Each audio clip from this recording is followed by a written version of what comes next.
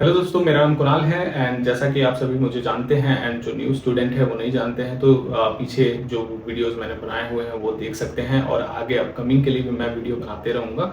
उससे आप लोग को काफ़ी हद तक जो है वो इन्फॉर्मेशन मिलेगा रेलवे के रिगार्डिंग ज्वाइनिंग कैसे करना है, कैसे मेडिकल देना है, क्या क्या मेडिकल में आपको रिजेक्शन क्राइटेरिया होता है। क्योंकि मुझे एक क्युमुलेटिव डाटा है मेरे पास कि बच्चों जैसे 2024 के काफ़ी बच्चों से मैं कनेक्टेड था, तो मुझे पता है कि मेडिकल में किस रीज़न, ऑथेंटिक रीज़न से जो बच्चे हैं वो रिजेक्ट होते हैं, तो उसमें भी काफ़ी आपको हेल्प मिलेगा। सो चैनल को सब्सक्राइब कर लेना, आप लोग लाइक कर देना वीडियो को। तो इस वीडियो में मैं आपका सीबीटी 2 का कट ऑफ के बारे में बात करूंगा।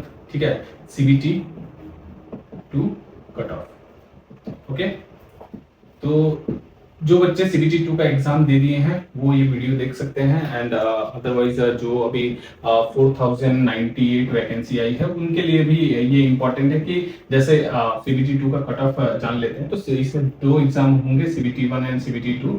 तो सीबीटी 2 का आपको पता होगा कि कितना मुझे मार्क्स टारगेट करना है, जो अभी से ही आप उस पर फोकस करोगे। ठीक है, तो मेरा नाम है Kunal and currently I am working as senior section engineer in Indian Railways at Liluah workshop. So you can connect with me by subscribing our channel and do like, share and subscribe. Okay. सो हम लोग चलते हैं CBT 2 का बात करते हैं। और भी कोई टॉपिक पे वीडियो अगर चाहिए होगा, आप लोग को कुछ समझ में नहीं आ रहा होगा, जैसे मेरिट इंडेक्स है, बहुत बच्चों को नहीं समझ में आता है। अभी सीबीटी 1 मतलब कि अभी जो फॉर्म निकला है नया 2026 का, इसमें से आपको फॉर्म भरने में बहुत परेशानी आएगी, कौन सा पोस्ट सेलेक्ट करें। अभी काफी बच्चों को नहीं पता होगा, इवन 2024 में भी जो ज्वाइनिंग कर लिए हैं ना 2024 वाला, उनको भी उतना आइडिया नहीं होगा क्योंकि अभी ये खुद ही अभी ट्रेनिंग पीरियड में होंगे, तो उनसे भी कोई जान के उतना आपको फायदा मिलेगा नहीं, है ना। तो अभी मैं जो ज्वाइन किया था 2019 में, मतलब वैकेंसी आई थी और 2020 में मैं ज्वाइन किया था और अभी एक्सपीरियंस के हिसाब से बताऊं तो 5+ ईयर का एक्सपीरियंस है मुझे।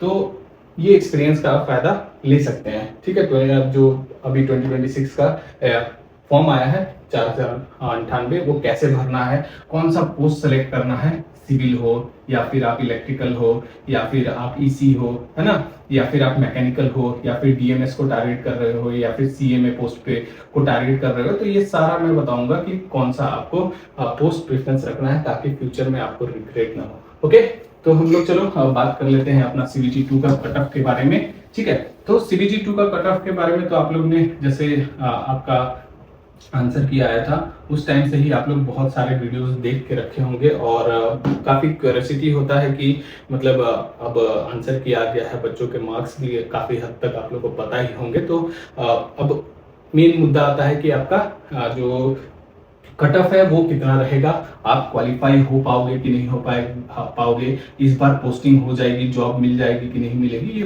बच्चों के बहुत सारे क्वेश्चंस रहते हैं। ठीक है, तो देखो सीबीटी 2 क्या है, सीबीटी 2 का इतना ज्यादा कॉम्प्लिकेटेड है ना, इसको कॉम्प्लिकेटेड इतना है कि इसका कट ऑफ बता पाना बहुत ही ज्यादा मुश्किल है ना। बहुत सारे लोग बता रहे होंगे आपको, लेकिन मुझे जहां तक लगता है कि कट ऑफ बता पाना इसका बहुत ही ज्यादा कॉम्प्लिकेटेड है। सीबीटी 1 में तो जनरली एक ही पेपर होता है, तो वहां पे आप कट ऑफ थोड़ा बहुत अंदाजा लगा सकते हो क्योंकि उसमें ब्रांच वाइज ऐसा कुछ डिवाइड नहीं रहता है, सबका एक ही निकलता है ना। तो आप यहाँ पे इजी वे में सीबीटी 1 का कट ऑफ निकाल सकते हो, या फिर अदर जो हो गया ग्रुप डी हो गया या फिर टेक्नीशियन हो गया या आरपीएफ हो गया या एएलपी हो गया, यहाँ पे आपको उतना ज्यादा दिक्कत का सामना नहीं करना पड़ता है। बट यहाँ पे सीबीटी 2 का कट ऑफ बताना थोड़ा कॉम्प्लिकेटेड हो जाता है, जैसे कि सीबीटी 1 भी यहाँ पे प्ले करता है रोल, है ना। सीबीटी 1 में पोस्ट वाइज क्वालिफिकेशन होता है, जैसे कि हाईएस्ट पोस्ट के लिए मतलब मान लेते हैं कि 100 में से 80 नंबर गया है एक पोस्ट के लिए, हाईएस्ट पोस्ट के लिए, है ना। जैसे डीएमएस मान लेते हैं, डीएमएस के लिए आपका 80 नंबर पे सिलेक्शन हो रहा है सीबीटी 1 में और आपका है 65। आप बस एक पोस्ट के लिए A3 वाला कोई भी मान लो, A3 वाला जो कैटेगरी का पोस्ट है 65 नंबर है ना। तो ये भी प्ले करेगा, आप तो सिर्फ ये वाले पोस्ट के लिए एलिजिबल नहीं, यहाँ पोस्ट के लिए एलिजिबल नहीं हो, तो जैसा मैं बताया कि सीबीटी 2 का कट ऑफ निकालना इतना इजी नहीं है। सेकंड क्या होता है, सेकंड यहाँ प्रेफरेंसेस भी काम आते हैं, है ना। किसी ने डीएमएस रखा होगा, किसी ने डिजाइन रखा होगा, किसी ने वर्क्स रखा होगा, किसी ने, है ना, वर्कशॉप रखा होगा, किसी ने प्रोडक्शन यूनिट रखा होगा। तो इस हिसाब से भी आपका कट ऑफ वेरी करता है, मतलब हाईएस्ट 115 भी जा सकता है, 120 भी जा सकता है किसी किसी कैटेगरी के लिए, है ना। तो ऐसा हो सकता है क्योंकि एक आध पोस्ट रहेगा तो हाईएस्ट जो मार्क्स रहेगा और जिसने प्रेफरेंस पे फर्स्ट पे रखा होगा उसको ये मिल जाएगा, है ना। तो ये कट ऑफ बता पाना थोड़ा सा मुश्किल है। थर्ड क्या है, ऑब्जेक्शन, है ना। ऑब्जेक्शन में आपका कितने क्वेश्चन जो है वो ड्रॉप होते हैं, है ना। ड्रॉप पे पिछली बार आपने देखा होगा कि कोलकाता ये सबका शिफ्ट 1 या शिफ्ट 2 में हुआ था, शिफ्ट 1 में हुआ था शायद, तो इसमें 104 में सिलेक्शन हो गया था। वहीं आप लोग देखेंगे कि चेन्नई ये सब में 115 पे सिलेक्शन हुआ था, है ना। तो यहाँ पे ड्रॉप क्वेश्चन जो है ना वो ज्यादा हो गया था और यहाँ पे री एग्जामिनेशन भी हो गया था, इसके वजह से भी आपका जो है वो कट ऑफ काफी हाई चला गया था। ओके, ठीक है। तो ये सारा आपका रीजन है सीबीटी 2 के कट ऑफ जाने का, ठीक है। नेक्स्ट है आपका पेपर का, जैसे पेपर का लेवल, है ना, पेपर लेवल। तो पेपर लेवल अभी आपका हुआ होगा सीबीटी 1 एक ही शिफ्ट में, बट आपका जैसे मेरिट इंडेक्स काम आता है ना। मेरिट इंडेक्स क्या होता है कि सारे ब्रांच का पेपर होगा, एमई मतलब एई, ईसी, है ना, सिविल, ये सारे लोग डीएमएस पोस्ट पे एलिजिबल हैं। सभी लोग इंजीनियर जो भी हैं वो डीएमएस पोस्ट के लिए एलिजिबल हैं। तो इनका क्या होता है कि आपका हार्ड टू इजी, कोई कोई पेपर सेम तो बन नहीं सकता है, तो हार्ड टू इजी या मॉडरेट करके पेपर बनता है।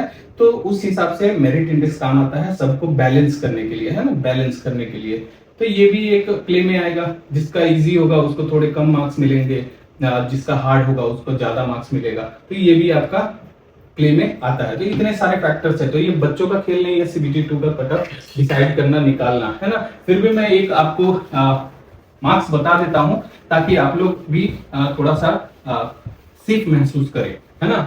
तो मैंने रैंक गुरुजी, रैंक मित्रा ये सब का डाटा देखा है, 18 से 18,000 के आसपास डाटा था, 18-20,000 के आसपास। और मैं जो कमेंट सेक्शन में या फिर लाइव सेक्शन में भी मैं देखा हूँ, तो उस हिसाब से मैं थोड़ा सा आपको कट ऑफ बता देता हूँ कि इतना रेंज में है। अगर आपका जोन हार्डेस्ट जोन है ना, रेड जोन जिसको बोलते हैं, रेड जोन, है ना।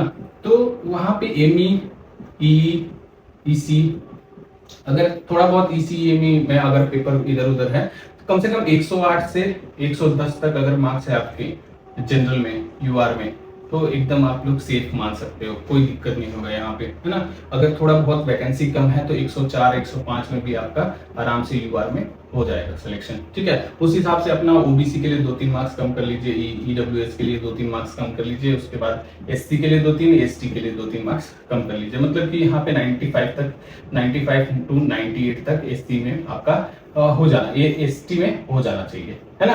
तो उस हिसाब से सिविल अगर आपका 98 टू 100 मार्क्स के आसपास है तो कोई भी नहीं रख सकता, आराम से आपका कोई भी जोन हो आपका सिलेक्शन 100% हो जाएगा, ठीक है। तो ये आपका कट ऑफ है। डीएमएस के लिए थोड़ा बहुत हाई जा सकता है, डीएमएस जैसे हो गया, वर्कशॉप पोस्ट जैसे हो गया, अगर पोस्ट वाइज बात किया जाए तो, है ना, वर्कशॉप हो गया, प्रोडक्शन यूनिट हो गया, तो यहाँ पे आपको 112 से 115 तक भी आपको मार्क्स देखने के लिए मिलेगा। जैसे C1 पोस्ट के लिए ही कोई कैंडिडेट एलिजिबल है तो, है ना, तो यहाँ पे 112 से 115 तक आपको देखने के लिए मिलेगा। और ये मार्क्स जो है वो रॉ मार्क्स मैं बात कर रहा हूँ, रॉ मार्क्स, है ना। अभी तो ऑब्जेक्शन होगा, ऑब्जेक्शन में आपका क्वेश्चन भी ड्रॉप होगा, है ना। तो ड्रॉप होने के बाद क्या मार्क्स आपको आता है, कितना क्वेश्चन ड्रॉप होता है, मान ले 10 ड्रॉप होंगे तो ये कट ऑफ कोई मतलब का नहीं बनेगा, है ना। 10-12 ड्रॉप हो गए क्वेश्चन, 1-2 ड्रॉप होगा तो इतना फर्क नहीं पड़ेगा। अगर ड्रास्टिकली 10-12 क्वेश्चन अगर ड्रॉप हो जाते हैं तो ये कट ऑफ कुछ काम नहीं आएगा, वो अपना ही कट ऑफ लगेगा। जैसे जिसका 10 क्वेश्चन पेपर में गलत है, अगर वो सही हो गया तो वो उसका अगर 98 मार्क्स था तो उसका कम से कम 108, 109 मार्क्स हो जाएगा। जिसका ये सही था और ड्रॉप हो गया तो उसका एज इट इज मतलब ज्यादा कुछ फर्क नहीं पड़ेगा, है ना, ठीक है। तो ये अगर इतना मार्क्स आपका आ रहे हैं सीबीटी 2 में तो आप लोग सेफ महसूस कर सकते हो। और साथ में 2026 का भी फॉर्म भर दीजिएगा, है ना, काफी अच्छा वैकेंसी है। क्या पता अभी रिजल्ट में थोड़ा सा देरी हो तो आप लोग 2026 वाला फॉर्म अगर आएगा तो भर दीजिएगा, काफी अच्छा वैकेंसी है ना। हो सकता है कि मान लेते हैं कि इसमें आपको अच्छा पोस्ट नहीं मिले तो ये वाला में भी आपको अच्छा पोस्ट के लिए टारगेट कर सकते हो, ठीक है। तो अगर और भी कोई वीडियो चाहिए होगा इस टॉपिक से रिलेटेड, आरआरबी जेई से रिलेटेड, तो कमेंट सेक्शन में कमेंट कर दीजिएगा। मैं वो वीडियो आप लोग के लिए बना दूंगा, ठीक है। तो और भी कुछ क्वेरी होगा तो वो भी आप कमेंट सेक्शन में मेंशन कर सकते हैं, मैं आपको जवाब दे दूंगा, ठीक है। तो चलो, अगर वीडियो अच्छा लगे तो लाइक शेयर एंड सब्सक्राइब कर देना चैनल को। मिलते हैं नेक्स्ट वीडियो में, तब तक ले जय हिंद जय भारत, थैंक यू।